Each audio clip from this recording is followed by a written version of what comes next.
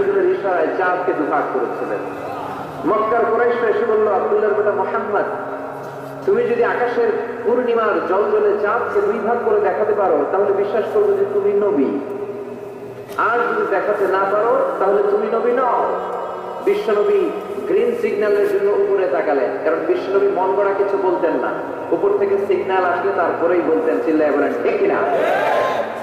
বিশ্বনবী green signal পেলেন, বিশ্বনবী বললেন অবশ্যই আমি দেখাতে পারবো। শাহাদাত আঙ্গুলি বলি আমরা এটাকে, কিন্তু আরবিতে এটাকে বলা হয় সাব্বাবা। এই সাব্বাবা তুলে উনি বিসমিল্লাহ আল্লাহু আকবার এরকম করলেন, পূর্ণিমার চাঁদটাকে ফেটে দুই ভাগ করে দিল কে? একটা ছিল জাবালে আবু কুবাইস, সাফা পাহাড়ের উপরে যে অংশটা, জাবালে আবু কুবাইস আউয়ালু জাবাল ফিল আলাম, পৃথিবীর প্রথম পাহাড়। এই পাহাড় থেকে অন্যান্য মাউন্টেন রেঞ্জ, এই যে আলাস্কা পর্বতমালা, তারপর মাউন্ট এভারেস্ট, আল্পস পর্বতমালা, তারপর তুরে সাইনা, এই যে সিলসিলাতুল জিবাল, এই সব পাহাড়ি রেঞ্জ গুলো এই আবু কুবাইস থেকে গোটা বিশ্বে ছড়িয়ে দিয়েছে কে? চাঁদের এক খন্ড চলে গেল আবু কুবাইসে, আরেক খন্ড চলে গেল জাবাল কায়কানের ভেতরে। মক্কার লোকেরা দেখে তো অবাক, কি আজীব তামাশা, চাঁদকে দুই ভাগ করে ফেললো, আবার এই চাঁদকে মিলিয়ে দিল। বিশ্বনবীর এই চমৎকার মুআজিজা দেখে হাজার হাজার মক্কার লোকেরা কালিমা পড়ে মুসলমান হয়ে গেল। এই চাঁদের মধ্যে প্রথমে নেমেছিল নীল আর্মস্ট্রং, কি নাম? মহাকাশে যাওয়ার আগে তার আগে কুকুর পাঠিয়েছিল একটা, নাম হচ্ছে কি? লাইকা। লাইকা নামে একটা কুকুর পাঠিয়েছে, যে মরলে আগে কুত্তায় মরুক, আমরা বেঁচে থাকি, ঠিক কিনা? নাসার বিজ্ঞানীরা আগে কুকুর পাঠিয়েছে, পাঠানোর পরে দেখেন আসে বেঁচে থাকে না, কারণ আপনি মাধ্যাকর্ষণ শক্তির বাইরে গেলে ওখানে কোনো বাতাস নাই, ওখানে কোনো আওয়াজ নাই, ওখানে কোনো অক্সিজেন নাই, বাতার পরিবেশও নাই। চিল্লায় বলেন ঠিক কিনা? তারপর গেল ভ্যালেন্টিনা তেরেস্কোভা, প্রথম নভোচারী। এদের সাহসের এই ধারাবাহিকতায় 1969-এ অ্যাপোলো 11 নামে একটা স্পেস শাটল দিয়ে নাসার সেই স্টেশন থেকে নীল আর্মস্ট্রং, এডউইন অলড্রিন আর মাইকেল কলিন্স তিন বন্ধু মিলে একটা স্পেস শাটল দিয়ে চলে গেল চাঁদে। চাঁদে তারা নামলো, দীর্ঘ সফর, প্রচন্ড ক্ষুধা, খাওয়ার কিছু নাই, কবে ছিল চকলেট, চকলেট তারা খেল। ইউনাইটেড স্টেটস অফ আমেরিকার পতাকা তারা সেখানে গেড়ে দিল। নীল আর্মস্ট্রং খেয়াল করে দেখে চাঁদের এই মাথা থেকে ওই মাথার মাঝখানটাতে ফাটা। ফাটিয়েছে কে? চিল্লায় বলেন কে? সে পরবর্তীতে পৃথিবীতে এসে বিশ্বনবীর বায়োগ্রাফি করে জানতে পেরেছে এটা বিশ্বনবী আঙ্গুলের ইশারায় ফাটিয়েছিলেন। পড়েন আল্লাহু আকবার। আবার চাঁদের মধ্যে সে একটা মিউজিক শুনতে পেল। কি শুনতে পেল? চমৎকার একটা মিউজিক, কিন্তু পৃথিবীতে এসে কোথাও এই মিউজিক সে পায় না, কোথাও এই মিউজিকের ক্যাসেট অ্যালবাম খুঁজে পায় না। পরে আমেরিকার একটা প্রেয়ার হলের পাশ দিয়ে সে হেঁটে যাচ্ছে, হঠাৎ দেখে ওই মসজিদের ভেতর থেকে ওই মিউজিকটা বাজে যেটা সে চাঁদে শুনেছে। মসজিদে ঢুকে দেখে একজন লোক কানের মধ্যে দুই হাত দিয়ে এই মিউজিকটা বাজায়। আসলে এটা কি মিউজিক না আজান? চিল্লায় বলেন মিউজিক না আজান? সে ভিতরে ঢুকে মুয়াজ্জিনরে বলে, তুমি এত বড় সিঙ্গার, এত বড় মিউজিশিয়ান, তোমার গান, তোমার মিউজিক চাঁদেও বাজে, কি এটা? সে বললো এটা গান নয়, এটা মিউজিক নয়, এটা হচ্ছে আজান। চিল্লায় বলেন ঠিক কিনা? সে আজানের ধ্বনি আজও আছে না নাই? কিন্তু এক দলের আজানের ধ্বনি ভালো লাগে না, এরকমও আছে না নাই? কোরআন ভাল লাগে না, আছে না নাই? ইসলাম ভাল লাগে না, আছে না নাই? বিশ্বনবীকে গালি দেয়, এরকম আছে না নাই? বিশ্বনবী গোটা বিশ্বকে শিখিয়েছে সভ্যতা, সংস্কৃতি, সিভিলাইজেশন। এই মহান মানুষটিকে যারা গালি দেয় এরা মানুষ নয়, এরা পশু, এরা পিতৃ পরিচয়হীন জারদ সন্তান। চিল্লায় বলেন ঠিক কিনা? আপনি ব্রিটিশ মিউজিয়ামে যদি ঢুকেন দেখবেন সাদা পাথরের ফলকে লেখা, as a father, as a teacher, as a law giver, as a law maker, as a reformer of the society, Muhammad is the superman of the world. চিল্লায় বলেন আল্লাহু আকবার। স্বামী হিসেবে, পিতা হিসেবে, নেতা হিসেবে, সমাজ সংস্কারক হিসেবে মুহাম্মদ হচ্ছে পৃথিবীর একজন সুপারম্যান। এজন্য বিশ্বনবীকে যারা গালি দেয় এরা মানুষের কাতারে পড়তে পারে না। চিল্লায় বলেন ঠিক কিনা? আল্লাহ এদেরকে হেদায়েত দান করুক, আমরা পড়ি আমিন। আর জোরে পড়েন আমিন। আমরা শুরুতেই 3টা তাকবীর দিব, তাকবীর দিয়ে আমরা সংক্ষিপ্ত আলোচনা শুরু করে দিব। পড়েন ইনশাআল্লাহ। আমি বেশি সময় কথা বলবো না, অল্প কয়েক মিনিট কথা বলবো। আমার আগে হযরতুল আল্লাহ নজির আহমদ সাহেব চমৎকার কথা বলেছেন, আর আমি অত্যন্ত ক্লান্ত। গতকাল আমার প্রোগ্রাম ছিল রাজশাহীতে। গত রাতের প্রোগ্রাম শেষে গাড়িতে বসেছি, বাসায় এসেছি বিকালে। বিকালে এসে গোসল করে খেয়ে কিছুক্ষণ রেস্ট নিতে না নিতে সেক্রেটারি আবার চলে আসছে গাড়ি নিয়ে, যে আরেক প্রোগ্রামে যেতে হবে। এজন্য আপনারা যদি মেহেরবানি করে এখন যেমনি চুপ আছেন, এখন যেমনি আমার কথায় সাড়া দিচ্ছেন, আমি শেষ পর্যন্ত থাকা অবস্থায় এইভাবে যদি এই সাড়া দেওয়ার ধারাবাহিকতা অব্যাহত রাখেন, তাহলে 2 মিনিট কথা আপনাদের সাথে শেয়ার করবো। পড়েন ইনশাআল্লাহ, আরো জোরে পড়েন ইনশাআল্লাহ। আমরা 3টা তাকবীর দেই, আসেন ভাগাভাগি করে দেই। শুরুতে দিবেন যারা বিবাহিত আছেন তারা, তারপর দিবেন যারা অবিবাহিত আছেন তারা, তারপরে দিবেন সবাই বলে। রাগ করতেছেন? দেয়া যাবে না? বিবাহিত কারা কারা আসছেন দেখি? মাশাআল্লাহ, অনেক বিবাহিত, আলহামদুলিল্লাহ। হাত নামান। অবিবাহিত কারা দেখি? তারা তো সংখ্যায় আরো বেশি, মাশাআল্লাহ। ঠিক আছে, ঠিক আছে। শুরুতে বিবাহিতরা তাকবীর দিবে, আমি পড়বো লিল্লাহি তাকবীর, বিবাহিতরা পড়বে আল্লাহু আকবার। শুরুতে বিবাহিতরা রেডি তো? গলা ফাটিয়ে তাকবীর দেওয়া যাবে? শুরুতে বিবাহিতরা দেন লিল্লাহি তাকবীর। মাশাআল্লাহ, অনেক আওয়াজ হয়েছে। এবার অবিবাহিতদের পালা। অবিবাহিতরা রেডি? বিবাহিতদেরকে হারাই দেওয়া যাবে ইনশাআল্লাহ? বলবা না? এবার অবিবাহিতদের পালা, লিল্লাহি তাকবীর। মাশাআল্লাহ, যেমন বলেছে তেমনই করেছে। এবার সবাই মিলে 3টা এক এক তাকবীরের কাছে প্যান্ডেল কেঁপে যায়। লিল্লাহি তাকবীর, লিল্লাহি তাকবীর, লিল্লাহি তাকবীর। আল্লাহ আমাদের তাকবীরগুলোকে কবুল করে নেক, আমরা পড়ি আমিন। আর জোরে পড়েন আমিন। আমি সূরাতুল বাকারার 186 নম্বর আয়াত তেলাওয়াত করেছি। আল্লাহ সেখানে বলছেন, ওয়া ইযা সাআলাকা ইবাদি আন্নী ফাইন্নী কারীব। ও নবী, আমার বান্দারা যখন আমার ব্যাপারে জিজ্ঞেস করে যে আমি কোথায়, আপনি বলে দেন ফাইন্নী কারীব, নিশ্চয়ই আমি কাছে। আল্লাহ কি কাছে না দূরে? আল্লাহ যদি তৌফিক এনায়েত করেন, শেষ পর্যন্ত এই আয়াতের আলোকে আপনাদের সাথে কি করে আল্লাহকে ডাকতে হয়, কেমন করে প্রার্থনা করতে হয়, কেমন করে মুনাজাত করতে হয়, সে বিষয়ে কিছু কথা শেয়ার করব ইনশাআল্লাহ। সবাই পড়েন ইনশাআল্লাহ। ওয়া ইযা সাআলাকা ইবাদি, যখন বান্দারা জিজ্ঞেস করে আপনাকে আমার ব্যাপারে, আন্নী ফাইন্নী কারীব, আপনি বলে দেন নিশ্চয়ই আমি কাছে। বুঝা গেল আল্লাহ আমাদের কাছে। চিৎকার করে বলেন আল্লাহ কাছে না দূরে? কাছে না দূরে? নাহনু আকরাবু ইলাইহি মিন হাবলিল ওয়ারিদ। আল্লাহ বলছেন হাবলুল ওয়ারিদ, তোমার ঘাড়ের যে রগ আছে এই রগের চেয়েও বেশি কাছে। তুমি তোমার যত কাছে তোমার রগ তার চাইতেও তোমার বেশি কাছে, ঠিক না? এখন এই যে হুজুর আমার কাছে, হুজুরকে দেখা যায় কি যায় না? উনি আমার কাছে, দেখা যায় কি যায় না? আল্লাহ বললেন আমি তোমাদের কাছে, কিন্তু আল্লাহকে কি দেখা যায়? জোরে বলেন। এখন কাছে হলে তো দেখা যাওয়া উচিত ছিল, ঠিক কিনা? কিন্তু আল্লাহকে দেখা যায় না। দেখা যায়? কেউ দেখেছেন? পিছনের কেউ দেখেছেন? কেউ আমরা দেখি নাই। লা তুদরিকুল আবসার ওয়া হুয়া ইউদরিকুল আবসার ওয়া হুয়াল লাতীফুল খাবীর। তাকে দেখা যায় না, তাকে ধরা যায় না, তাকে ছোঁয়া যায় না, তাকে না দেখে বিশ্বাস করে নিতে হয়। চিল্লায় বলেন ঠিক কিনা? কেমন করে আপনি তাকে দেখবেন? আপনি তো নিজেকেই দেখেন নাই। আপনি কি আপনার নিজেকে দেখেছেন? আচ্ছা বলেন তো, আপনি কি আপনার চোখ দেখেন আয়নার সাহায্য ছাড়া? এই যে আমি এখন বসে আছি, আমি কি আমার চোখ দেখতে পাই আয়না ছাড়া? আপনারা আমার চোখ দেখতে পান, আমি আপনার চোখ দেখতে পাই, কিন্তু আমরা কি আমাদের চোখ দেখতে পাই? আমরা কি আমাদের পিঠ দেখতে পাই?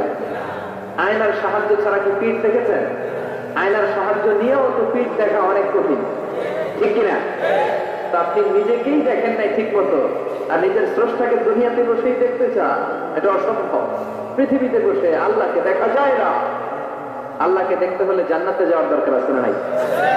এজন্য রব্বুল আলামিন বলেন, গোলাম আমারে দেখা যায় না, আমারে না দেখে বিশ্বাস করতে হয়, কিন্তু দেখা না গেলেও আমি কাছে না দূরে। কাছে না দূরে? নবীদের মধ্যে সবচাইতে জবরদস্ত পয়গম্বর ছিলেন মুসা আলাইহিস সালাম। বড় মেজাজওয়ালা নবী, রেগে যেতেন খুব বেশি। থাপ্পড় মেরে একবার ফেরাউনের বাবুর্চিকে মেরে ফেলেছে। অনেক শক্তি আল্লাহ তাআলা তাকে গায়ে দিয়েছিল। তিনি একবার আল্লাহকে আবদার করে বসলেন, রব্বি আরিনি আনজুর ইলাইক। আল্লাহ আপনি বলেছেন আপনারা দেখা যায় না, কিন্তু আমি দেখতে চাই। আমি কি করতে চাই? জোরে বলেন।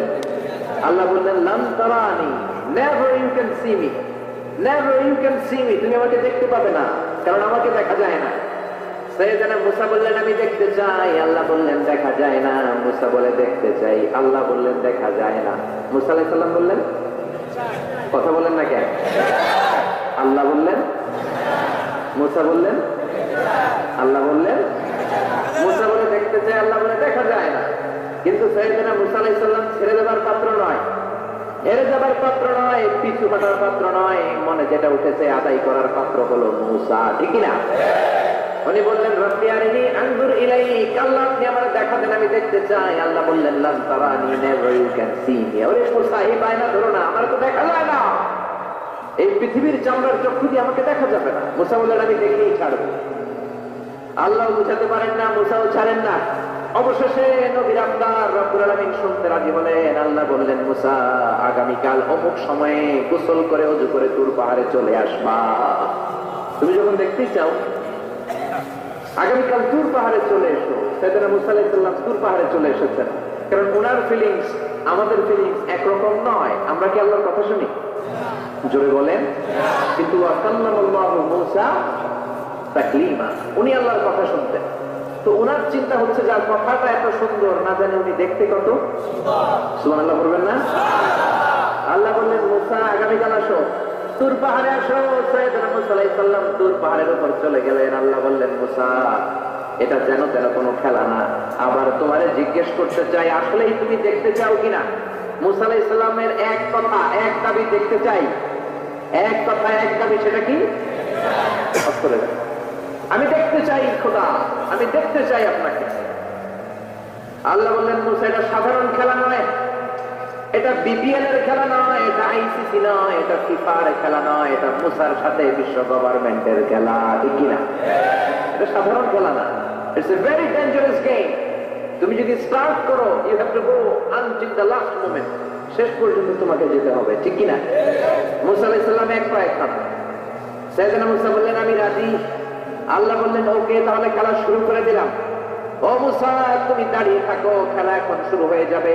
রব্বুল আলামিন মুসা আলাইহিস সালামের চারিদিকে অন্ধকার করে দিলেন। কি করে দিলেন? চারিদিকে 4 ফারসাক এলাকা, 1 ফারসাকে 12 মাইল, 4 ফারসাকে অনেক লম্বা একটা জায়গা, 3 × 36 কিলোমিটার জায়গা আল্লাহ অন্ধকার করে দিলেন। ফুটফুটে অন্ধকার, এত অন্ধকার সাইয়েদনা মুসা আলাইহিস সালাম নিজের হাতটাও নিচে দেখে না। এবার মনের মধ্যে একটু ভয় চলে আসছে, কোন আওয়াজ নাই, অন্ধকার। এবার মনের মধ্যে ভয় এসেছে, কিন্তু আল্লাহকে দেখতে চায়, ওই নেশায় এখন অন্তরের মধ্যে কিছু সাহস আছে না নাই? সাহস নিয়ে দাঁড়িয়ে আছে। এবার আল্লাহ চারিদিকে আলোকিত করে দিলেন।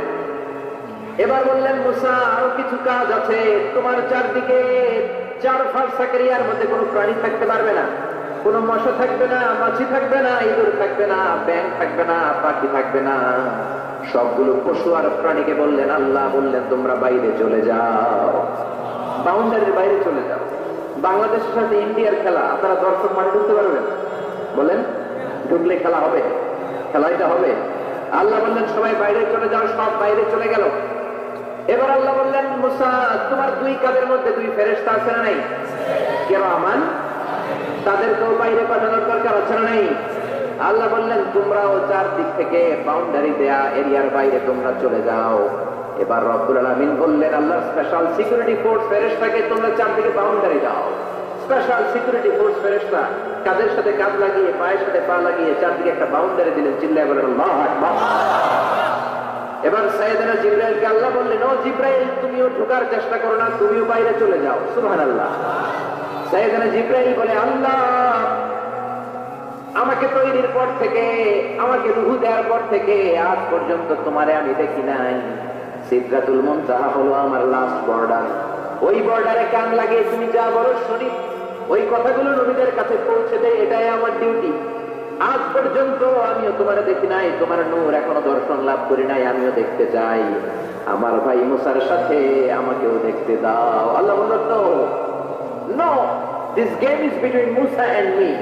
এটা মুসার সাথে আমার খেলা, তোমার তো খেলা নাই, ঠিক না? জিবরাইল তুমিও বাইরে চলে যাও।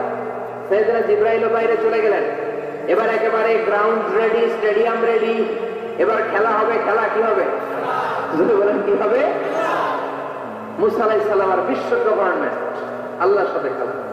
আল্লাহ বললেন মুসা তুমি উপরের দিকে তাকাও। সাইয়েদনা মুসা আলাইহিস সালাম উপরের দিকে তাকালেন, দেখলেন প্রথম আকাশ দেখা যায়, তারপরে দ্বিতীয় আকাশ, তৃতীয় আকাশ, সব দেখতে আরম্ভ করলেন। প্রথম আকাশ এটা বিশাল একটা area, it's a big space, we can't imagine. এটা কত বড় আমরা কল্পনাও করতে পারি না। বিশাল। এই যে ছোট্ট একটা জায়গায় আমরা কুমিল্লাতে বসে আছি। কুমিল্লা হলো বাংলাদেশের 64 জেলার একটা জেলা। 64 জেলা নিয়ে আমাদের সুজলা সুফলা শস্য শ্যামলা বাংলাদেশ। এই বাংলাদেশ হচ্ছে পৃথিবীর অনেকগুলো দেশের মধ্যে থেকে ছোট্ট একটা দেশ। এক কানাডা বাংলাদেশ থেকে 100 গুণ বড়, এক রাশিয়া বাংলাদেশ থেকে 200 গুণ বড়। এরকম 200টা দেশ নিয়ে এই পৃথিবী, তার মধ্যে দেশগুলো হচ্ছে 30 ভাগ আর সাগর হচ্ছে 70 ভাগ। চিল্লায় বলেন আল্লাহু আকবার। তার মানে এই পৃথিবীর তুলনায় কত ছোট্ট একটা জায়গায় এই সূর্যপুরে আমরা বসে আছি। কত নগণ্য আমি, কত ক্ষুদ্র আমি, কত ছোট্ট আমি, ঠিক কিনা? এই পৃথিবীটা হচ্ছে আমাদের সৌরজগতের অনেকগুলো গ্রহের মধ্যে থেকে ছোট্ট সাইজের একটা গ্রহ। এই যে সূর্যের আলো আমরা প্রতিদিন পাই, যেটার আলো প্রায় 8 মিনিট 20 সেকেন্ড ব্যয় করে আমাদের দিকে আসে, সেকেন্ডে 1,86,000 মাইল বেগে। এই সূর্যটা এত বিশাল পৃথিবীর চাইতে 13 লক্ষ গুণ বড়। আর আজকে বলেন সুবহানাল্লাহ। সূর্যই কি পৃথিবীর সবচাইতে বড় সাইজের তারা? নো, সূর্যের চেয়ে অনেক বড় তারা আছে।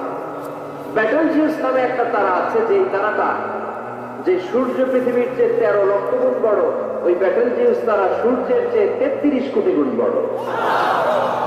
তার মানে এই না ব্যাটেলজিউসই পৃথিবীর সবচেয়ে বড় তারা। সূর্যের পরে পৃথিবীর সবচেয়ে কাছের তারার নাম হচ্ছে প্রক্সিমা সেন্ট্রাই, তারপরে আলফা সেন্ট্রাই এ, আলফা সেন্ট্রাই বি, এটা ক্যারিনা, ব্যাটেলজিউস, এরকম করতে করতে এক একটা তারা বিশাল বড়। এই সবগুলো তারা মিলে আমাদের গ্যালাক্সি। আমাদের গ্যালাক্সিতে অনেকগুলো তারা। আমাদের গ্যালাক্সির নাম হচ্ছে মিল্কি ওয়ে। এর মানে এই নয় মহাবিশ্বে মাত্র একটা গ্যালাক্সি। বিজ্ঞানীদের ধারণা প্রথম আকাশের নিচে প্রায় 400 বিলিয়ন গ্যালাক্সি রয়েছে। চিল্লায় পড়ে আল্লাহু আকবার। এরকম হাজারো গ্যালাক্সি নিয়ে আমাদের ইউনিভার্স, এরকম হাজারো ইউনিভার্স গোটা বিশ্বে আছে না নাই? এই সবগুলোকে প্রথম আসমানের নিচে রেখে আসমানটাকে সুশোভিত করেছে কে? সাইয়েদনা মুসা আলাইহিস সালাম প্রথম আসমানের দিকে তাকালেন, ওনার চোখের পাওয়ার বাড়িয়ে দিল কে? উনি এই গ্যালাক্সি দেখতে আরম্ভ করলেন, ব্ল্যাক হোল দেখতে আরম্ভ করলেন, ইউনিভার্স গুলো দেখতে আরম্ভ করলেন, ডিফারেন্ট ল অফ নেচার নিয়ে যত ইউনিভার্স আছে তিনি দেখলেন। তারপরে দ্বিতীয় আকাশ, একটার চাইতে আরেকটা বড়, একটার চেয়ে আরেকটা বড়। আমরা কিন্তু প্রথম আকাশ দেখি না। নাসার বিজ্ঞানীরা আজীবন গবেষণা করেও প্রথম আকাশের নাগালে যেতে পারবে না। তারা যেখানে যায় এটা হচ্ছে প্রথম আকাশের মহাশূন্য। এটা কি?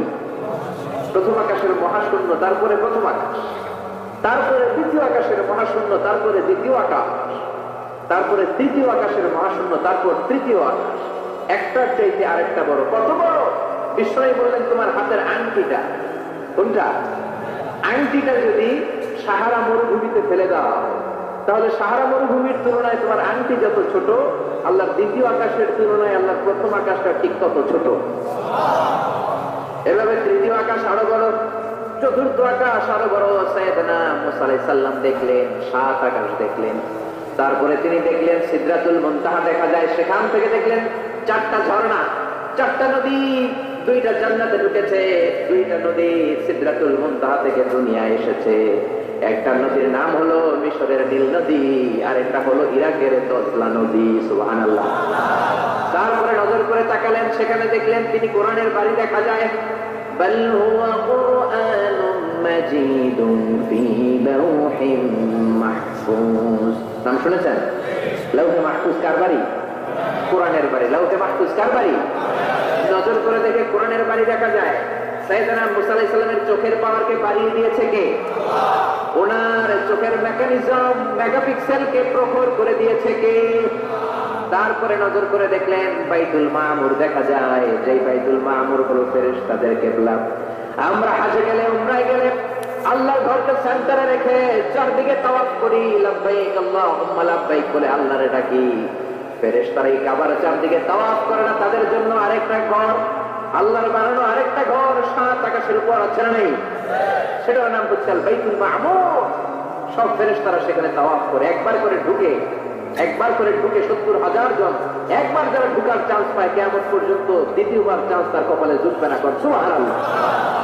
তারপরে তিনি নজর করে দেখলেন আরশ দেখা যায়, কুরসি দেখা যায়। তারপরে নজর করে সাইয়েদনা মুসা আলাইহিস সালাম দেখলেন আল্লাহর 70,000 নূরের পর্দা দেখা যায়। 70,000 নূরের পর্দা দেখা যায়। সেখান থেকে আল্লাহ গায়বী আওয়াজ দিয়ে বললেন, মুসা লাস্ট ডেস্টিনেশনে চলে এসেছো, একেবারে ফাইনাল গেট, এই গেটের পরে আর ফিরে যাওয়ার কোনো জায়গা নাই। শেষবারের মতো জিজ্ঞেস করি, খেলা কি চলবে নাকি থামিয়ে দেব? সাইয়েদনা মুসা বলে চলবে। সাইয়েদনা মুসা বললেন কি চলবে? কি সাহস না, কি শক্তি না, কি মেধাও না, কি কিউরিসিটিও না, কি অদম্য আগ্রহ না। উনি বললেন খেলা চলবে, এত দূর এসেছি, পিছনে ফেরত তাকার মানুষ আমি নই, ঠিক না? আল্লাহ বললেন, মুসা তাহলে ঠিক আছে, খেলা শুরু হয়ে যাবে, একটু শক্ত হয়ে দাঁড়াও। সুবহানাল্লাহ পড়েন। এই প্রথম আল্লাহ তার নূরের তাজাল্লুর ফোকাস পৃথিবীতে ফেলে দিবেন, এর আগে করে নাই। আল্লাহু আকবার। সাইয়েদনা মুসা আলাইহিস সালাম শক্ত হয়ে দাঁড়ালেন। ফালাম্মা তাজাল্লা রাব্বুহু জাআলাহু দাক্কাও ওয়া খাররা মুসা সাইকা।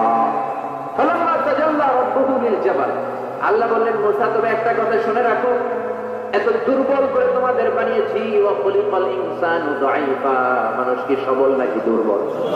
সবল না দুর্বল? দুইবার পাতলা পায়খানা হইলে চেহারার দিকে তাকানো যায় না, ঠিক কিনা? আজকের জান্নাতুন নাঈম এপ্রিল বিশ্ব সুন্দরী, 20 বছর পরে বিশ্ব পেতনিও না, ঠিক কিনা? অসুস্থ হলে মানুষ দুর্বল হয়ে যায়, বিপদ আসলে মানুষ কাবু হয়ে যায়, বয়সের ভারে মানুষের চামড়াগুলো চলে যায়। মানুষ কি সবল নাকি দুর্বল? জোরে বলেন, সবল নাকি দুর্বল? ও মুসা শক্ত হয়ে দাও। 70,000 নূরের পর্দার সবগুলো দেখাবো না, কতটুকু দেখাবে? মুফাসসিরিন ইকরাম হায়রান হয়ে গিয়েছেন, কি বলবেন এই তাফসীরের ব্যাখ্যা? কেউ কেউ বলেছেন আল্লাহ তাআলা 70,000 নূরের পর্দার সবগুলো উঠায়, 70,000 নূরের পর্দার সবচেয়ে সামনের ছোট্ট যে পর্দাটা, তার সামান্য একটু উঠিয়েছেন। ফালাম্মা তাজাল্লা রাব্বুহু, কতটুকু তাজাল্লি দিয়েছেন নূরের তাজাল্লি? কোন কোন মুফাসসিরিন ইকরাম বলেছেন একটা গরুর নাকের ছিদ্র যতটুকু ততটুকু। কোন কোন মুফাসসির বলেছেন না না, এটা তো অনেক বেশি।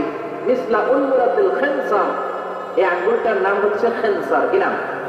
এটার নাম ইবহাম, এটার নাম সাব্বাবা, এটা বুসতা, এটা বিনসার, এটা খিনসার। বলেন ইবহাম, কথা বলেন না। ইবহাম, সাব্বাবা, বুসতা, বিনসার, খিনসার, এই পাঁচটা আরবি হাতের আঙ্গুলের আরবি নাম শিখে গেলেন। এই যে মিসলা উলমুরাতুল খিনসার, ছোট্ট আঙ্গুলের সামনে যতটুকু জায়গা, এতটুকু জায়গা আল্লাহ প্রথম পর্দাটার ফোকাস দিয়েছেন। কেউ কেউ বলে না এত বেশি নয়, একটা সুইয়ের পেছনে সুতা ঢুকানোর জন্য যতটুকু জায়গা দরকার ততটুকু নূরের ফোকাস দিয়েছে। فَلَمَّا تَجَلَّى رَبُّهُ جَعَلَهُ دَكًّا وَخَرَّ مُوسَى صَعِقًا। আল্লাহ বললেন, মুসা তোমাকে দুর্বল করে বানিয়েছি, তোমার উপরে যদি নূরের ফোকাস দেই তোমারে খুঁজে পাওয়া যাবে। আমি দেব তুর পাহাড়ের উপর। কিসের উপর? জোরে বলেন, কিসের উপর?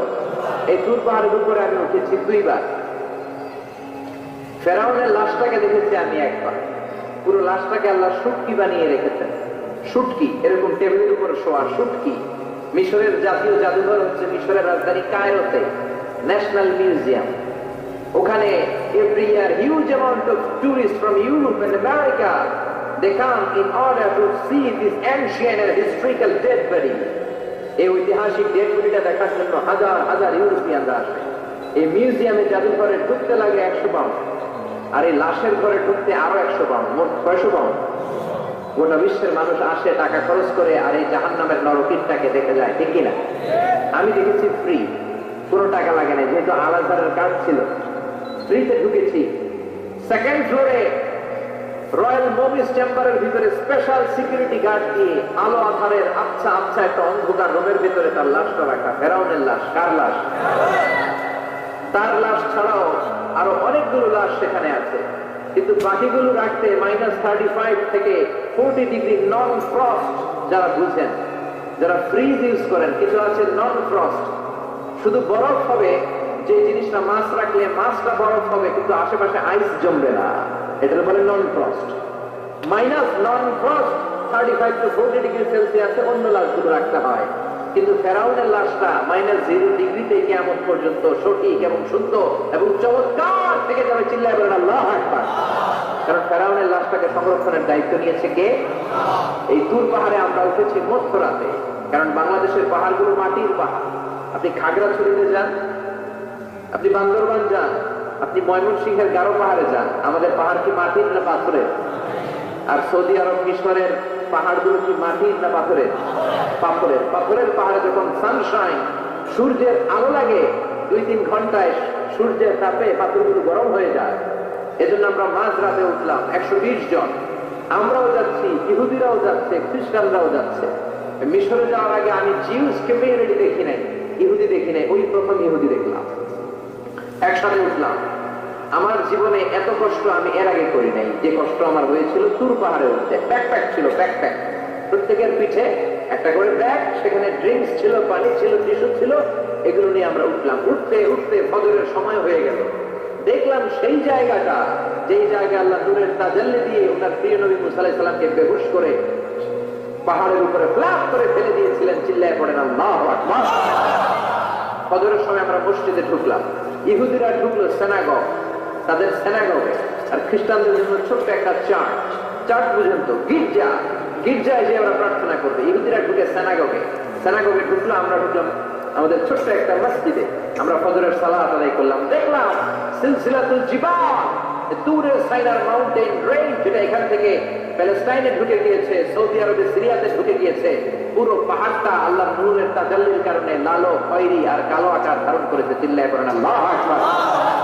এজন্য আল্লাহ বললেন ফালাম্মা তাজাল্লা রাব্বুহু জাআলাহু দাক্কাও ওয়া ফাররা মূসা সাইকা। রব্বুল আলামিন বললেন, মুসা, শেষবারের মতো বলছি, এখনো সময় আছে, তুমি যদি বলো খেলা বন্ধ করে দিব, আর যদি বলো তাহলে চালিয়ে নিব। মুসা বলে চলবে। কি বলে?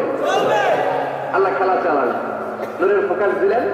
মুসা আলাইহিস সালামের গায়ের উপরে দেয় না, কিন্তু তুর পাহাড়ে। কোথায়? 1 ঘন্টার জন্য দিয়েছেন? আধা ঘন্টা? 10 মিনিট? 1 মিনিট? 1 সেকেন্ড? 1 সেকেন্ড তো দেয় তো হুজুর, 1 সেকেন্ড দেয় না তো কি দিছে? 1 সেকেন্ডকে অনেক ভাগে ভাগ করলে হয় 1 মাইক্রো সেকেন্ড। 1 মাইক্রো সেকেন্ডকে অনেক ভাগে ভাগ করলে হয় 1 ন্যানো সেকেন্ড। 1 ন্যানো সেকেন্ডেরও 1000 ভাগের 1 ভাগ নূরের ফোকাস আল্লাহ তুর পাহাড়ের মধ্যে দেওয়ার সাথে সাথেই পৃথিবীর সবচেয়ে শক্তিধর পয়গম্বর ওই 1 সেকেন্ডের 1000 ভাগের অল্প সময়ের মধ্যে বেহুশ হয়ে পাহাড়ের উপরে পড়ে যান। আল্লাহ নূরের ফোকাস দিলেন। মুসা আলাইহিস সালাম কিছুই দেখেন নাই, কি যেন একটা দেখলেন। কেমন দেখলেন? অনুভূতিটা কেমন ছিল বলার মতো কোনো পরিবেশ নাই, ঠিক কিনা? এর মানে হচ্ছে আল্লাহর দেখা যায় না, দেখা যায়। জোরে বলেন। এই লম্বা ঘটনা বলার, ব্যাকগ্রাউন্ড বলার উদ্দেশ্য হচ্ছে ওয়াইদা সাআলাকা ইবাদি আন্নি, ও নবী, সবাই যখন আপনারা জিজ্ঞেস করবে, আপনি আল্লাহর দাওয়াত দেন, তাওহীদের দাওয়াত দেন, কই সেই আল্লাহ? আপনি বলেন ফাইন্নী করিব, আমি কাছে না দূরে? আরো জোরে বলেন, আল্লাহ কাছে না দূরে? আকরাবু ইলাইহি মিন হাবলিল ওয়ারিদ। এই যে আমাদের কণ্ঠনালীর রগ, আমাদের সাহারগ, আমাদের ঘাড়ের রগ, এই রগটা কেটে দিলে মানুষ মরে যায়, ঠিক কিনা?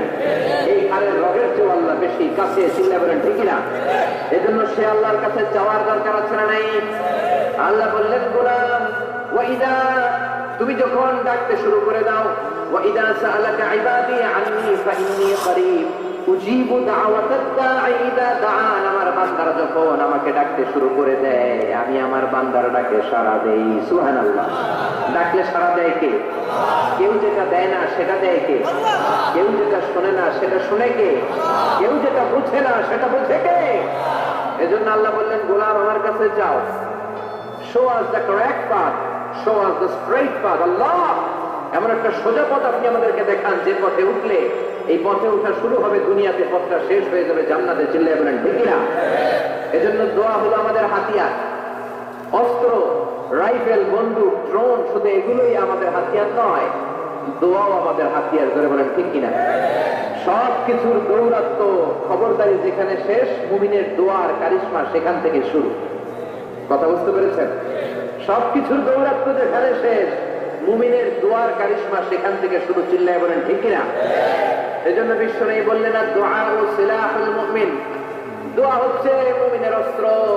আপনি যদি মিসাইল হামলা করেন, ড্রোন ক্ষেপণাস্ত্র হামলা করেন, ওই ড্রোন যেমনি লক্ষ্যবস্তুর মধ্যে যে আঘাত করবে, দোয়ার মতো দোয়া করতে জানলে আপনার দোয়াও যে আপনার অভিষ্ট লক্ষ্যে পৌঁছে যাবে, ঠিক কিনা? অনেকে বলে, হুজুর, অনেক দোয়া করি, আমার দোয়া কবুল হয় না, এরকম একটা অভিযোগ আছে না নেই? জোরে বলেন। অনেকে আমাদের কাছে বলে, হুজুর, একটা পেরেশানিতে আছি, একটু ঝামেলায় আছি, বিপদে আছি, 2 বছর ধরে মসজিদে চোখের পানি ছেড়ে দোয়া করলাম, কিন্তু দোয়া তো কবুল হয় না, আমার আল্লাহ আমার কথা শোনে না, এরকম অভিযোগ আছে না নাই? এর কারণ দোয়াটা সিনসিয়ারলি হয় নাই, আন্তরিকতার সাথে হয় নাই, মনোযোগ দিয়ে হয় নাই। সিনসিয়ার দোয়া এটা অনেক পাওয়ারফুল, অনেক শক্তিশালী, এটা কখনো মিস হতে পারে না। চিল্লায় বলেন ঠিক কিনা? বিশ্বনবী বললেন দোয়া এত পাওয়ারফুলি, আত-তাকদীরু লা ইয়ারুদ্দু ইল্লা বিদ-দুআ, মানুষের তাকদীরের কোনো চেঞ্জ নাই, কোনো পরিবর্তন নাই, কিন্তু তাকদীরের যদি কোনো কিছু চেঞ্জ হয়ে যায় সেটা বলে দোয়ার মাধ্যমে হয়ে থাকে। সুবহানাল্লাহ। দোয়া আপনার তাকদীরকেও চেঞ্জ করে দিতে পারে। চিল্লায় বলেন ঠিক কিনা? এই দুনিয়ার মানুষগুলোর কাছে বেশি বেশি চাইলে খুশি হয় না রাগ হয়? জোরে বলেন। আপনার কাছে যদি আমি 500 টাকার জন্য আজকে দেয়, 500 টাকা দেন, মিজানুর রহমান আলকারী হুজুর আসছে, না দিলে কেমন টাকা দিয়ে দিলেন, কালকে তাও দিলেন, তারপরের দিন দিবেন, হ্যাঁ দেখ কাম নেই, আমার টাকা দিবেন না, এরপরের দিন 200, এরপরের দিন 100, এরপরের দিন লাঠি লয়ে দৌড়াইবেন, ঠিক কিনা? এটা দুনিয়ার মানুষের রীতিনীতি। বারবার একটা বিষয় নিয়ে আসলে আমরা রেগে যাই, আমরা অপছন্দ করি, কিন্তু আল্লাহর নীতি উল্টা। আল্লাহর কাছে বারবার চাইলে আল্লাহ খুশি হয়, ঠিক কিনা? তিরমিজির বর্ণনায় বিশ্বনবী বললেন, ইন্নাহু মান লাম ইয়াসআলিল্লাহ ইয়াগদাব আলাইহি, যে ব্যক্তি আল্লাহর কাছে চায় না আল্লাহ তারে পছন্দ করে না। সুবহানাল্লাহ। আর যে ব্যক্তি আল্লাহর কাছে চায় তারে আল্লাহ পছন্দ করে, ঠিক কিনা? এজন্য চাইতে রাজি আছেন? দোয়া করতে রাজি আছেন? কার কাছে করবেন?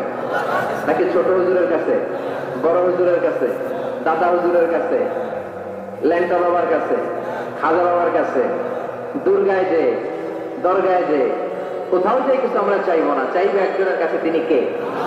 কারণ তার কাছে আমরা যাই চাই তিনি বলে যাও, দিয়ে দিলাম, যাও নিয়ে যাও, ইয়েস দেব, আমি দেব, আমি দেব।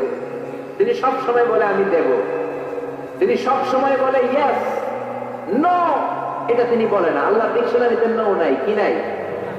আপনি যখনই চাইবেন আল্লাহ বলে ইয়েস দেব, তাহলে বলবেন হুজুর এত কিছু চাইলাম দিল না কেন? আপনার মন মতো দিবে না। আল্লাহর দেওয়ার একটা ক্যাটাগরি আর সিস্টেম আছে না নাই? আল্লাহ 3 ক্যাটাগরিতে দেয়। কয় ক্যাটাগরিতে? 3 ক্যাটাগরি। ক্যাটাগরি নাম্বার 1, আপনি চোখের পানি ছেড়ে আল্লাহর কাছে কিছু চাইলেন, আল্লাহ বলে দেব, ইয়েস। কি বলে? কারণ আল্লাহর কাছে তো নো নাই, কি নাই? না বলে না, চাইলে আল্লাহ না করতে জানে না, আল্লাহ বলে ইয়েস দেব, দিয়ে দেয়, আমরা খুশি হয়ে যাই, আমরা নাচতে শুরু করি, ঠিক কিনা? Category number 1। শুনতেছেন না বোধহয়? কষ্ট হচ্ছে নাকি মনোযোগ দিয়ে দিব? শুনবেন আরো কয়েক মিনিট। ক্যাটাগরি নাম্বার 1, চাইলাম দিয়ে দিল, ইয়েস। এবার ক্যাটাগরি নাম্বার 2, চোখের পানি ছেড়ে একটা কিছু চাইলাম, তখনও বলে ইয়েস। কি বলে? কারণ ওনার কাছে তো নো নাই, কি নাই? আল্লাহ বলে ইয়েস দেব, তবে এখন না, পরে দেব। কখন দিলে আমার জন্য ভালো, আমার চেয়েও ভালো জানে কে? কখন দিলে আমার জন্য ভালো, আমার চেয়ে ভালো জানে কে? আল্লাহ বলে এখন দিলে ভালো হবে না, তোর চেয়ে আমি ভালো জানি, যখন দিলে তোর জন্য ভালো হয় তখন দিয়ে দেব। সুবহানাল্লাহ। 2টা গেল। এবার হলো ক্যাটাগরি নাম্বার 3, চোখের পানি ছেড়ে আপনি আল্লাহর কাছে চাইলেন, আল্লাহর ডেকে বললেন আল্লাহ আমাকে তুমি এটা দাও, আল্লাহ তখনও বলে ইয়েস। কি বলে? কারণ ওনার কাছে কি নাই? নো নাই, উনি না বলতে জানেন না, চাইলেই বলে ইয়েস দেব, তবে এখনো দেব না, পরেও দেব না। কিয়ামতের ময়দানে যেদিন বিপদে পড়ে চিল্লা চিল্লি করবা, ওই দিন তোমারে দেব। সুবহানাল্লাহ। চিল্লা করেন আল্লাহু আকবার। এই জন্য চাইতে হবে একজনের কাছে, তিনি কে? সব নবীরা বিপদে পড়ে চেয়েছেন কার কাছে? সাইয়েদনা আদম আলাইহিস সালাম না বুঝে শয়তানের ওয়াসওয়াসায় পড়ে ছোট্ট একটা ভুল করলেন, কেঁদে কেঁদে মুনাজাত করলেন কার কাছে? পড়েন সবাই, রব্বানা যালামনা আনফুসানা ওয়া ইন লাম তাগফির লানা ওয়া তারহামনা লানাকুনান্না মিনাল খাসিরিন। আল্লাহ আমি গুনাহ করেছি, অন্যায় করেছি, অপরাধ করেছি, আপনি যদি ক্ষমা না করেন, ক্ষমা করার মতো দ্বিতীয় আর কেউ আছে নাকি বলেন? আছে? এজন্য ক্ষমা চাইবেন কার কাছে? আর জোরে কার কাছে?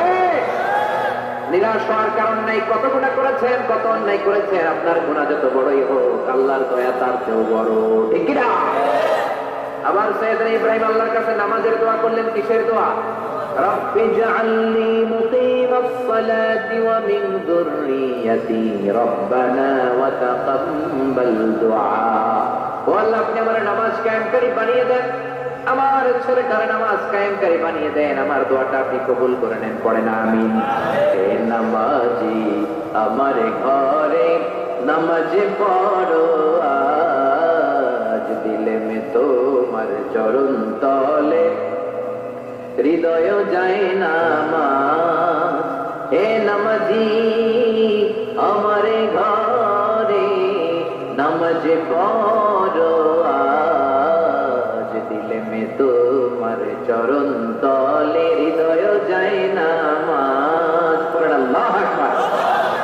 কেমন বাবা কেমন ছেলে, ছেলেও নবী বাবাও নবী, ছেলের নাম ইসমাইল বাবার নাম ইব্রাহিম, নামগুলো কেমন লাগে?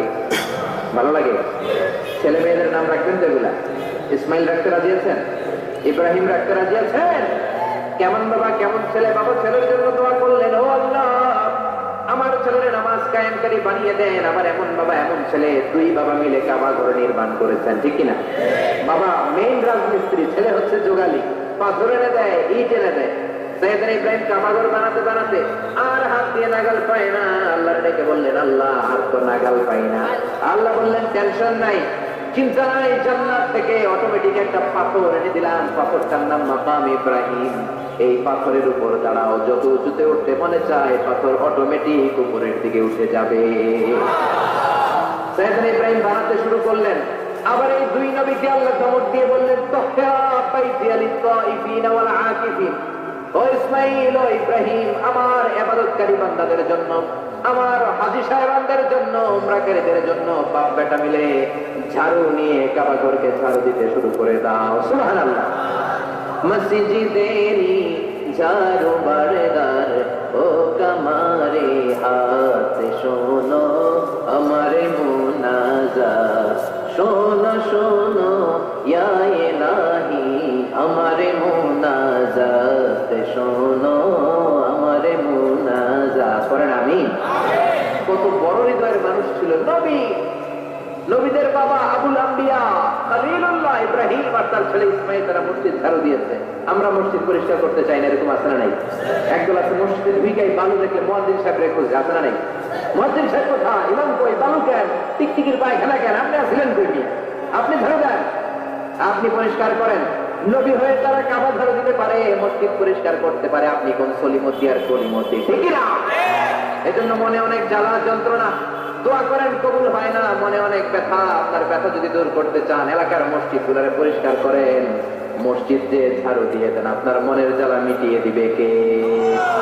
আবার সাইয়েদনা ইউনূস আলাইহিস সালাম দোয়া করলেন, লা ইলাহা ইল্লা আনতা সুবহানাকা ইন্নী কুনতু মিনাল যালিমিন। বিপদে পড়েছেন, পড়ে এই দোয়া করেছেন। যত বিপদে পড়েন এই দোয়া করবেন। রাস্তায় অ্যাক্সিডেন্ট, এই দোয়া পড়েন। পেটে ব্যথা, এই দোয়া পড়েন।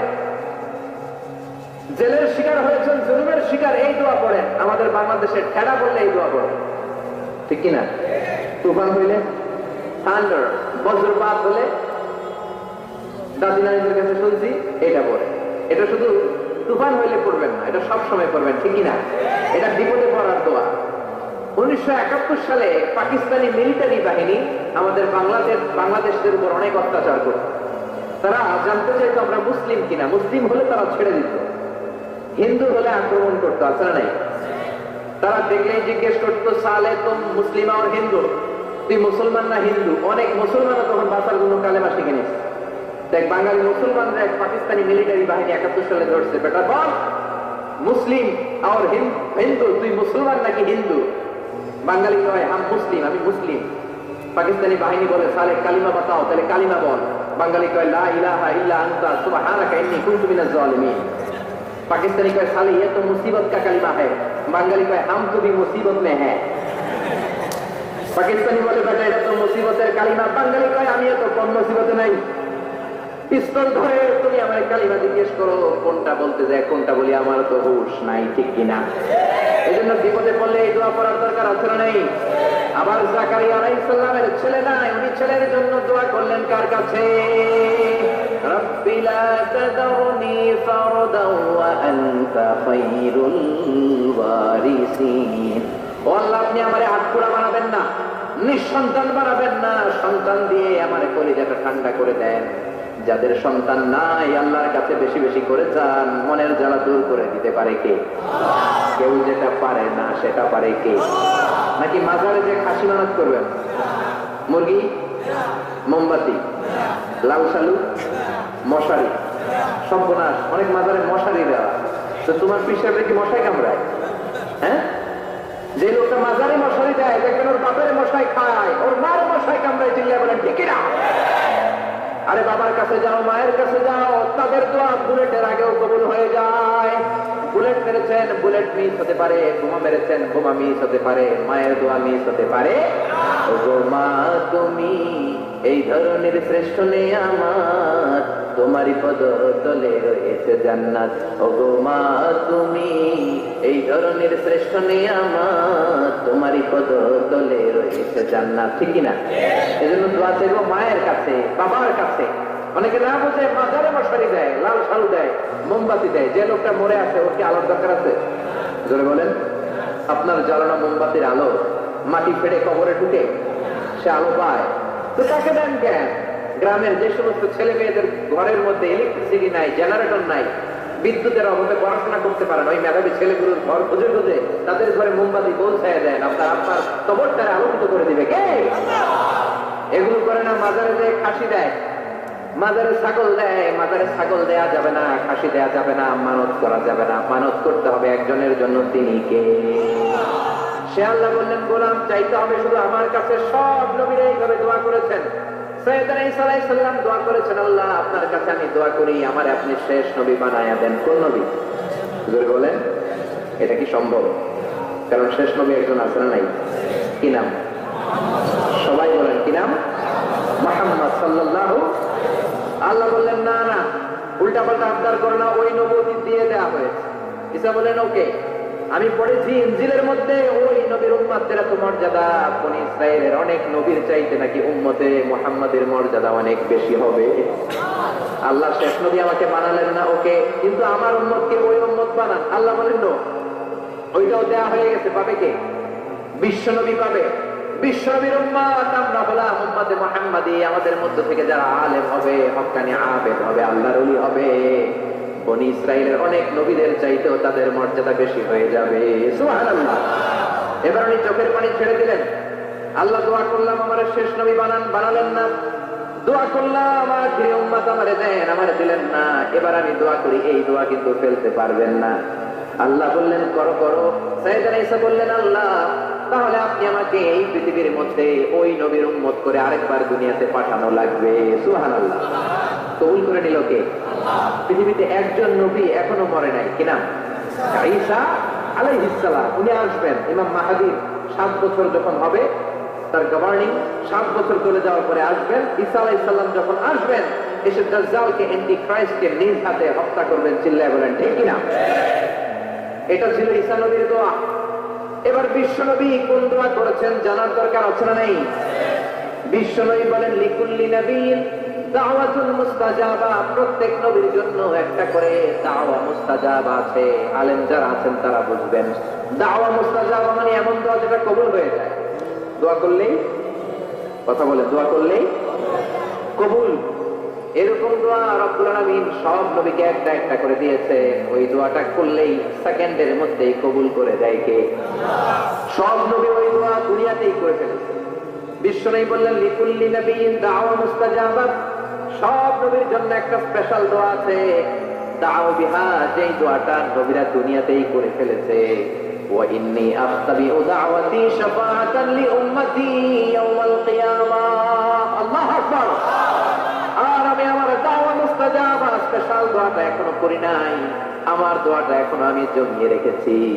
কিয়ামতের কঠিন ময়দানে আমার উম্মত যখন বিপদে পড়ে যাবে, আমার উম্মতের জান্নাতে যাওয়ার ব্যাপারে ঝামেলা লেগে যাবে, আল্লাহর অনুমতি ক্রমে শাফাত করে করে আমি আমার উম্মতদেরকে জান্নাতে ঢুকিয়ে দেব। তখন আমি ওই দোয়াটা করব। বিশ্ব নবী সিজদায় পড়ে থাকবেন কিয়ামতের ময়দানে। সব নবীরাও বলবে ইয়া নাফসি ইয়া নাফসি। কেউ যখন আল্লাহর কাছে যেতে পারবে না, সবাই মিলে বিশ্বনবীর কাছে যাওয়ার পরে বিশ্বনবী তখনও মাথা তুলবেন না। বিশ্বনবী কপাল ঠুকে কেঁদে কেঁদে বলবেন, রব্বি হাবলি উম্মতি, ও আল্লাহ আমার উম্মতকে আপনি মাফ করে দেন। সুবহানাল্লাহ। আল্লাহ বলবেন, নবী ইরফা রাসাক, মাথা উঠান, সাল তুতা, আজকে যা চাইবেন তাই দিব, ইশফা তুশাফা, যারাই শাফাত করবেন আমার অনুমতি ক্রমে কবুল করে দিব। সুবহানাল্লাহ। বিশ্বনবী চাইলে ওই দোয়াটা দুনিয়াতেই করতে পারতেন, অন্য নবীদের মতো, ঠিক কিনা? অন্য নবীরা যেমনি নিজেদের প্রয়োজনে ওই দোয়াটা দুনিয়াতেই করেছে, আমার নবী ওই রকম করেছে নাকি? তার মানে আমার নবীর আমাদের জন্য মায়া বেশি না কম? আমার জন্য রেখে দিয়েছেন ওই দোয়াটা, আপনার জন্য রেখে দিয়েছেন দোয়াটা, আমাদের জন্য দোয়াটা রেখে দিয়েছেন। আমরা যখন কিয়ামতের ময়দানে বিপদে পড়ে যাব, বিশ্বনবী দোয়া করে করে আমাদেরকে জান্নাতে ঢুকিয়ে দিবেন, ঠিক কিনা? বিশ্বনবী দুনিয়াতে কম আঘাত সহ্য করেন নাই। যে লোকটার বাইরের চামড়া থেকে রগ দেখা যেত, রগের ভেতর দিয়ে যে রক্তগুলো দৌড়াদৌড়ি করে সেটাও দেখা যেত। সুবহানাল্লাহ। পৃথিবী এত সুন্দর মানুষ দেখে নাই। ওই লোকটাকে পাথর মেরে মেরে তায়েফের ময়দানে রক্তাক্ত করা হয়েছে 3 বার। আমি দেখে এসেছি এবার জায়গাটা। একবার আহত হলেন, আবার উঠলেন, আবার পাহাড়ের কাছে গেলেন, আবার মারা হলো, আবার পাহাড়ের ওই পাশে গেলেন, আবার মারা হলো। 3 বার পাথর মারা হলো। বিশ্বনবী নিজের কোনো প্রয়োজনে, নিজের স্বার্থের জন্য যান নাই, তায়েফবাসীদের জান্নাত নিশ্চিত করার জন্য, তাদের ভালোর জন্য, তাদেরকে দাওয়াত দেওয়ার জন্য গিয়েছেন। তারপরও মাইরা সানা নাই, তখনও বিশ্বনবী দোয়া করেন নাই। ওই দিন যদি দোয়া করতেন, আল্লাহ তায়েফবাসীদেরকে আপনি শেষ করে দেন, সেকেন্ডের মধ্যে পুরো তায়েফকে পাউডার করে দিতে পারত কে? উহুদের ময়দানে তীর এসে বিশ্বনবীর দাঁতের মধ্যে বিঁধে গেল, থরথর করে রক্ত ঝরলো। ওই কঠিন দিনও বিশ্বনবী ওই দোয়াটা করেন নাই, ঠিক কিনা? বদরের ময়দানে 313 জন সাহাবী নিয়ে বিশ্বনবী চোখের পানি ছাড়ছেন। আবু বকর বলেন, ইয়া রাসূলুল্লাহ, ইয়া হাবিবাল্লাহ, মাথা উঠান, আপনি এমন ভাবে দোয়া করেছেন আমার মন সায় দেয়, আমার মন বলে আজকের দোয়া আল্লাহ ফেরাবে না, ওঠেন। বিশ্বনবী চাইলে ওই জন্য বলতে পারতেন, কুরাইশদেরকে আল্লাহ আপনি নাস্তানাবুদ করেন, বলে দিত কে? প্রচন্ড ক্ষুধার সময় বিশ্বনবী যখন মক্কায় কেঁদে কেঁদে হয়রান, তখন ওই দোয়াটা করেন নাই, ঠিক না? 3 বছর আত্মীয় স্বজন সহ শিয়াবে আবু তালেবে জেল খেটেছেন। কয় বছর? জোরে বলেন। প্রথম বছর খেয়েছে ছাগলের গোশত, সবাই ছাগল পালতো, নিজেদের ছাগলের গোশত গুলো খেয়েছে। দ্বিতীয় বছর কোনো ছাগল নাই, ছিল ছাগলের রোদ্রে শুকানো চামড়া গুলো, পানিতে ভিজিয়ে ভিজিয়ে চামড়া খেয়েছে। তৃতীয় বছর ছাগলের চামড়াও নাই, কি নাই? দ্বিতীয় বছর ছাগলের চামড়াও নাই, ছিল গাছের পাকল, গাছের পাতা। শিয়াবে আবি তালেবে বিশ্বনবী গাছের পাতা খেয়ে, গাছের চামড়া খেয়ে জীবন ধারণ করেছেন। বিশ্বনবীর এলাকার লোকগুলো, মুমিনগুলো কেঁদে কেঁদে হায়রান। তখনও যদি বিশ্বনবী দোয়া করতেন, কবুল করতো কে? মদিনায় দুর্ভিক্ষ, কোনো খাবার নাই, বিশ্বনবীর পেটে কোনো খাবার নাই, কোনো দানা পানা পড়ে নাই। বিশ্বনবীর কলিজার টুকরা নাতি হাসান আর হোসাইনের পেটেও কোনো খাবার নাই। বিশ্বনবীর কলিজার টুকরা ফাতেমার পেটে কোনো খাবার নাই। চাইলে বিশ্বনবী তখন দোয়াটা করতে পারতেন না? বিশ্বনবী মসজিদে নববীতে জোহরের নামাজ পড়ে হাসান হোসাইনকে দেখতে গেলেন, যে দেখে ফাতেমা রান্না করে। আসলে কি রান্না করে? চুলার মধ্যে পাতিল দিয়ে পানি গরম করে আর হাসান হোসাইনকে বুঝ দেয়, ঠিক কিনা? বিশ্বনবীর পায়ের আওয়াজ শুনে ঘুমন্ত হাসান আর হোসাইন জেগে গেল। দৌড়ে এসে নানাজিকে ছাড়তে ধরে ডেকে বলে, নানাজি গতকাল কেন দেখতে আসলেন না? আজকে দুপুর হয়ে গেল, বিকেল হয়ে যাচ্ছে, এখন বুঝি আপনি দেখতে আসার সময় হলো? বিশ্বনবী বললেন, হাসান হুসাইন এই মাত্র জোহরের নামাজ পড়ে আসলাম, তোমাদের খোঁজ খবর নিতে এসেছি। হাসান আর হুসাইন বলল, কি খোঁজ খবর নিবেন?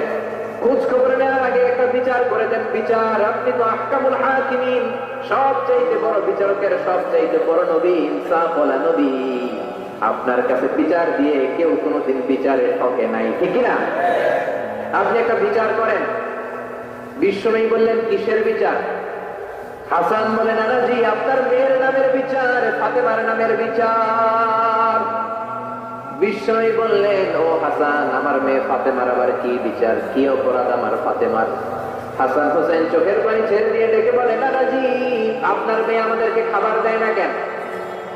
খাবার দেয় না কেন? বিচার দিলাম, গতকাল সারাদিন বলেছে রাত্রিবেলা খাবার দিবে, রাতে খাবার দেয় নাই। আমাদেরকে বলেছে তোমরা ঘুমিয়ে যাও, আমি রান্না করি, সকালে দিব। ঘুমায় গেলাম, সকালবেলায় খাবার চাইলাম, আপনার মেয়ে ফাতেমা তখন আমাদেরকে খাবার দেয় না। দাদা আমরা ছোট্ট দুইটা মানুষ ক্ষুধার জ্বালায় বেহুশ হয়ে যাই, আর সহ্য করতে পারি না, আপনার মেয়ে খাবার দেয় না। দুপুর হয়ে গেল, দুইজনে কান্নাকাটি করে আপনার মেয়ে এখন পর্যন্ত আমাদেরকে খাবার দেয়। আমরা দুজন তো আর সহ্য করতে পারি না, কেন আপনার মেয়ে আমাদের সাথে এমন করে? আপনার কাছে বিচারে দিলাম, আপনি বিচার করেন। বিশ্বনবী আর কি বিচার করবেন? ধা ধা করে বিশ্বনবী চোখের পানিগুলো ছাড়েন, হুসাইনকে জড়িয়ে ধরলেন, হাসানকে জড়িয়ে ধরলেন, ডেকে বললেন, হাসান রে কাছে আয়। বিশ্বনবী শাম দেশের জুব্বা পড়তেন, শাম দেশের জুব্বাটা উপরের দিকে উঠালেন, হাসানকে দেখালেন, এই তো দেখ তোর নানার পেটের মধ্যে 3টা পাথর বাঁধা। একদিন না খেয়ে থাকার কারণে তোদের পেটে এত জ্বালা, এত কষ্ট। আমি বিশ্বনবীর পেটে গত 3 দিন যাবত কোনো দানা পানি পড়ে নাই। আমি বিশ্বনবী তো না খেয়ে আছি রে হাসান, আমি তো 3 দিন না খেয়ে আছি, আমার পেটেও তো কিছু নাই। নানাও কাঁদলেন, নাতিও কাঁদলেন, পুরো পৃথিবীও কাঁদলো, ঠিক না? ওই কঠিন ক্ষুধার দিন, ওই কঠিন দুর্ভিক্ষের দিন বিশ্বনবী যদি তার স্পেশাল দোয়াটা করতেন, জান্নাত থেকে জিব্রাইলকে দিয়ে খাবারের বস্তা পাঠিয়ে দিত কে? ওই জন্য বিশ্বনবী দোয়াটা করে নাই। আমার জন্য, আপনার জন্য, আমাদের জন্য দোয়াটা এখনো আসারা নাই। হাজার ব্যথা বেদনার পরে ফিরে আসনি তুমি আপন ঘরে, দিনের আলো তুমি ছড়িয়ে দিতে, চলে গেলে মদিনায় মক্কা ছেড়ে হে রাসূল, তোমাকে ভুলি আমি কেমন করে হে রাসূল, তোমাকে ভুলি আমি কেমন করে।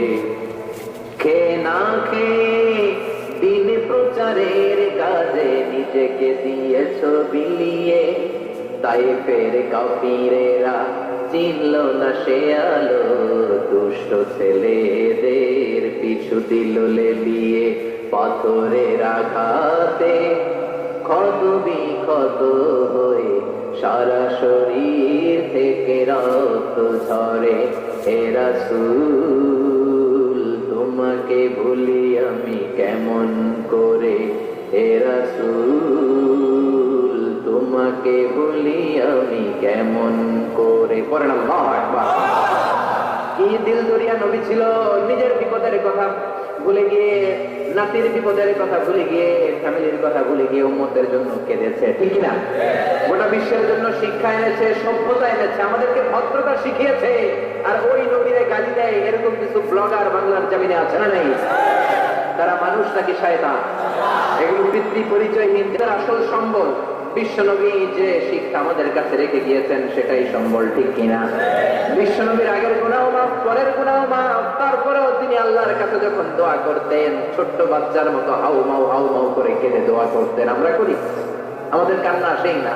এত পাষাণ আমাদের হৃদয়, এত আধুনিকতার মধ্য দিয়ে আমরা সময় কাটাচ্ছি।